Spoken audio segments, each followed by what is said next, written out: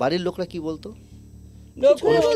কিচ্ছু বলতো না, বরঞ্চ বাড়ির লোকটা আমার মা ফারা তো ওকে বেশি করতো, প্রেফার করতো, এবং বলতো তোর উচিত কৃষ্ণেন্দুর সঙ্গে আরও ভালো হয়ে থাকা, তোর উচিত এটা করা, তোর উচিত সেটা করা। আমি তো বলতেই পারতাম না কাউকে কিছু, চুপ করে থাকতাম, কারণ জানি বললেই বাজে কথা বলবে। কৃষ্ণেন্দুর বাড়ি? আমার বাড়ি অতটা, প্রথম কথা তো পুলিশে আসি এটা বাবা চাইতেন না। আর আমার মা হচ্ছে তার ভালোও নেই মন্দও নেই, তার সব ভালো তার সব মন্দ। এই বৌমা যে চাকরি করে বেড়ায় হান্টারওয়ালি, মা জীবনে কারুর সমালোচনা মার মুখ থেকে বের করা যাবে না। আর মার আনন্দে অভিব্যক্তিও যা, দুঃখে অভিব্যক্তিও তা। সেটা কি আপনার মধ্যে প্রভাব আছে? বোঝা যাবে না দিদি? না না না, আনন্দ অভিব্যক্তি আলাদা, দুঃখ সব বোঝা যায়। বোঝা যায়?